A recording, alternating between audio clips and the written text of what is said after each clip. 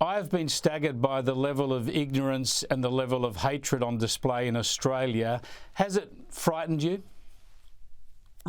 Has it frightened me? I guess, it was sort of, I just felt like we were living again through some sort of historical moment, late 1930s Berlin.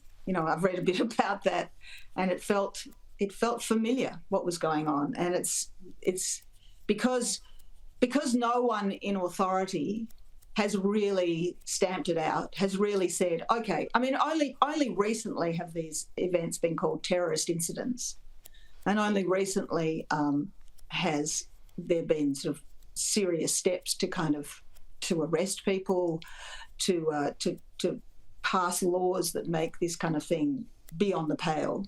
But there are laws in place, they just haven't really been enforced. It has taken a long time, because we were calling out some of this weakness on October the 8th last year and October the 9th because of the immediate reaction of some Palestinian sympathisers and Islamist groups in Australia. But state premiers and Anthony Albanese have been slow, so slow and so weak. Are they culpable? I'm not suggesting for a moment that people who are in positions of authority in this country are anti-Semitic. That's not what I'm saying. I'm just saying I don't believe that they have read history correctly, and I think that they thought that if we just ignore it, it'll go away. As an observer, as a very interested observer, it seems to me that a lot of this could have been avoided had there been some very strong actions taken right at the beginning and nipped it in the bud and said, we will not tolerate this in our country, and then gone about enforcing the laws that would make that very untenable for people. Has this shaken your faith in your fellow Australians and in our political leadership? There's so many of my fellow Australians that have been so supportive. And I see that, when they write letters, and they see that in the social media. It's like, I put up a social media post, and, I get 10 lovely comments, and then, 3 really nasty comments. But then other people kind of come in and they counter, what the very nasty people have said. Nasty is a very mild word for it. Yes, it is. It is. That's as strong as I can go.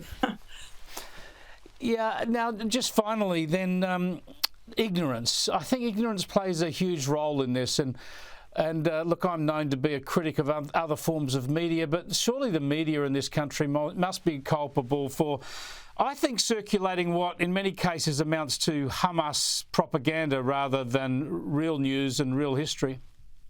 Well, that's what I'm hearing.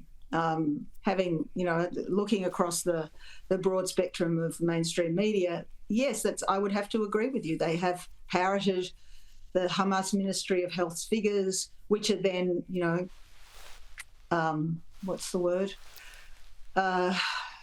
laundered by, our international institutions. It has been terrible, absolutely dreadful for the Gazans as well. And we all know that. But I think the point is, you can't solve the Middle East conflict from Australia. You can't solve the Middle East conflict with a spray can walking around Woollahra spreading hate, or firebombing kindergartens or synagogues. You can't solve the Middle East crisis by cancelling Jewish artists, sculptors, writers.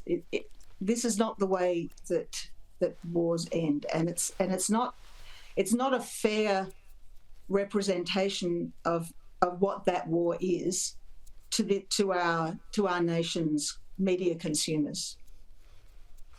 Deborah Conway, congratulations on the way you've been an advocate on this issue. Congratulations on the Australian of the Year award, and thanks for talking to us.